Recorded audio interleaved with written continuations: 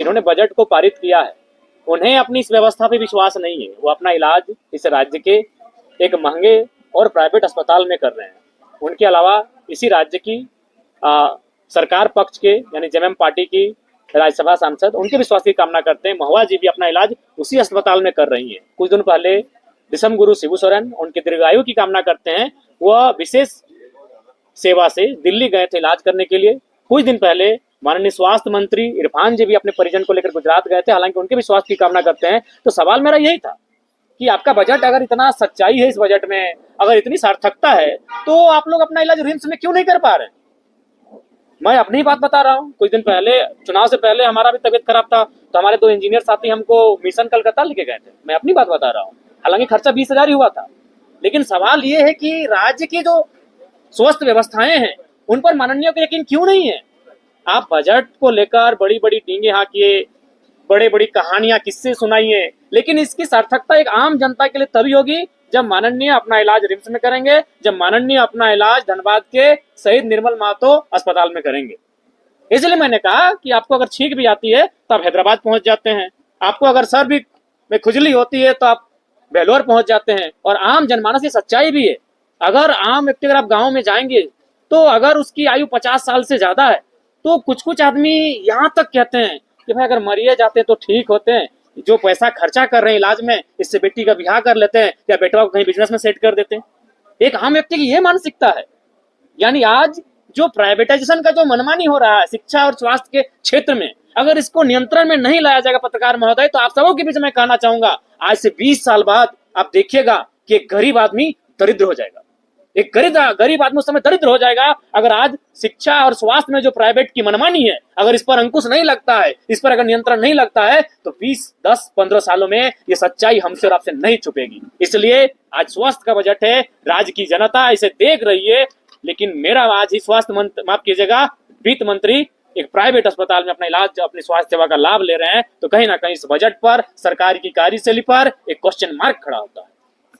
वो हाथी के दांत खाने के अलग होते हैं, दिखाने के अलग होते हैं। अभी देखिए बोकारो जिला में चले जाइए, 5 महीने से वेतन नहीं मिला है। अरे भाई, आपको वोट चाहिए, आप सरकार बनाएंगे सरकारी, और आप सारे सिस्टम को आउटसोर्स के माध्यम से कर दिए। अरे कम से कम शिक्षा और स्वास्थ्य को तो बख्श दीजिए, वहां तो आउटसोर्स को छोड़ दीजिए। अब सारी चीजों को आउटसोर्स के हवाले डाल दिया। आउटसोर्स में क्या होता है, सबसे पहला बात तो आप सर्च कर लीजिएगा, एक भी कंपनी इस राज्य की आउटसोर्सिंग एजेंसी इस राज्य की नहीं है। वो सबसे पहले जिनकी नियुक्ति करती है उनसे मोटा पैसा वसूलती है, और 3, 4 साल, 5 साल उनके सेवा लेने का कार्य होता है, और फिर अचानक उन्हें बैठा दिया जाता है, नई एजेंसी वहां डिप्यूट होती है। तो आउटसोर्स के माध्यम से इस राज्य में गंदा खेल हो रहा है। उस पर भी सरकार को संज्ञान में लेते हुए कम से कम देखिए, उसमें अभी जैसे कि आप किसी भी सेक्टर में चले जाएं, चाहे वो शिक्षा का है, स्वास्थ्य का है, एजेंसियों के माध्यम से वहां कार्य लिया जाता है। जैसे कि आप अगर मान के चले कोई भी पद में या फिर कोई कार्य करना चाहते हैं, सेवा देना चाहते हैं, तो आपको नहीं करने से भी तो अनुमान 3 लाख 4 लाख रुपया जो आउटसोर्सिंग एजेंसी है वो आपसे लेती है। फिर आपको वो नौकरी पे रखती है, आपका पेमेंट 12,000, 15,000, 16,000 भी हो सकता है, और 4-5 सालों बाद वो एजेंसी वहां से चली जाती है, नई एजेंसी आती है, और नई एजेंसी नए वर्कर लेकर आती है, और फिर वो आंदोलन करते रहते हैं, धरना प्रदर्शन करते रहते हैं, उनकी सुनने वाला कोई नहीं। इससे बेहतर अच्छा है कम से कम शिक्षा और स्वास्थ्य को दुरुस्त करें और वहां आउटसोर्सिंग के खेल को समाप्त किया जाए। धन्यवाद।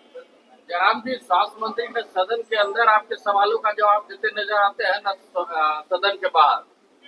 देखिए, जबकि आज तो सवाल मेरा बहुत ही सरल था। मैंने बस इतना ही कहा कि जो आपका जो समर्थन मूल्य है किसानों के लिए, उस समर्थन मूल्य में सुनने में आया है कि आप किस्तों में उनको पैसा देते हैं, और साथ ही साथ पैसा देने में विलंब भी होता है। तो जो विलंब होता है, क्या उसका ब्याज सहित आप देंगे या फिर एक किस्त में आप देंगे? तो मंत्री महोदय सरलता पूर्वक, मेरा एकदम सीधा सवाल था, लेकिन वो जवाब ना देकर माननीय मुख्यमंत्री को खड़ा होना पड़ता है उस सवाल का उत्तर देने के लिए।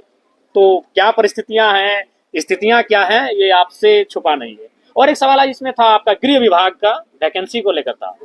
इससे पूर्व का जो वित्तीय वर्ष था 2022 या 23 का था, उसमें लगभग 1,40,000 के आसपास सिपाहियों की मतलब बहाली लेने की के लिए वित्तीय बजट में वो प्रस्ताव था, और अभी वो घटकर 1 लाख के आसपास हो गया, यानी 40,000 कम हो रहा है। जबकि अगर राज्य की संख्या बढ़ रही है, राज्य की आबादी बढ़ रही है, युवाओं की संख्या बढ़ रही है, और युवा जो होता है वो पहली प्राथमिकता झारखंड जैसे राज्य में, चूंकि गुरु जी भी कहते थे पेड़ चढ़ो उतरो और पुलिस की नौकरी ले लो, तो इस राज्य के युवा आज भी पुलिस की जो नौकरी है उसको एक लक्ष्य मानते हैं। और आप सीधे 40,000 घटा दिए, जबकि आबादी बढ़ रही है। तो उस पर भी कहीं ना कहीं हमें लगता है सरकार की मंशा साफ नहीं है। और हमारे गाँव में तो आज भी एक कहावत है कि गाँव में गिद्दा दुए चीजें टका कमेबे, टणिया दौड़ के, ना तो मटिया कोड़ के। तो टणिया दौड़ के, उसका मतलब यही है, दौड़ के मतलब ग्राउंड में दौड़ के, खेत में दौड़ के पुलिस की नौकरी। तो उसमें भी कटौती की जा रही है, जो कि मेरे हिसाब से कतई उचित नहीं है। धन्यवाद आप सभी का।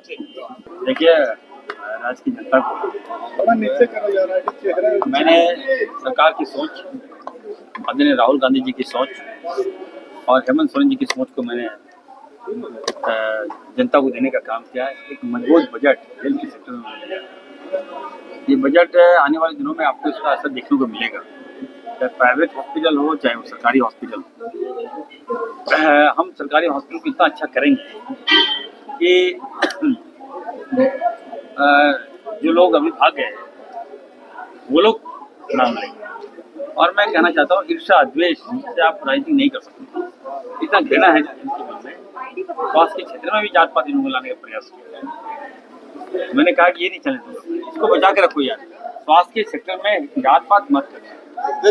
और यहाँ तक कि अगर लोग रहते तो कोई जवाब देता, लेकिन चलिए एक हेल्दी बजट में दिया हूँ। हेल्थ इज वेल्थ, सबका ख्याल रखा हूँ।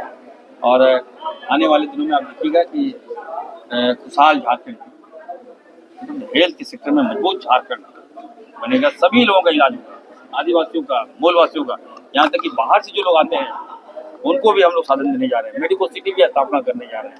हमारे पेशेंट बाहर जाते हैं, परिणाम ये होता है कि पैसा भी खर्च किया और जो रिजल्ट जीरो।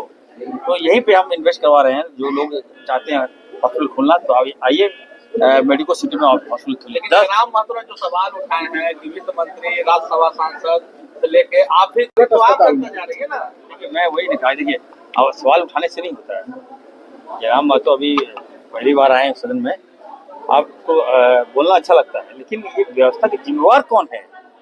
मैंने कहा बाबूलाल जी को कि आपके हाथ में मिला मौका, बच्चा को जो जिस तरह से पालिएगा पोसिएगा वही सीखता है। वो जब आपको झारखंड मिला था, आप उसको संवार नहीं पाए। आज हम हेल्थ के जैसे सब्जेक्ट पर आप टिप्पणी करते हैं तो ठीक नहीं लगता है मुझे।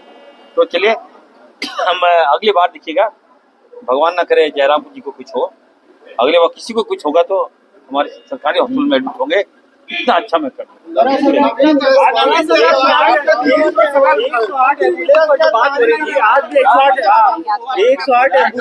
सवाल खड़े हो रहे हैं, आज भी हड़ताल पर थे उसके घर में। 10,000 बहाली हम करने जा रहे हैं। और बहुत सा बात था, अगर विपक्ष रहता सामने तब मैं बताता, लेकिन मैंने जो घोषणा मैंने कर लिया है।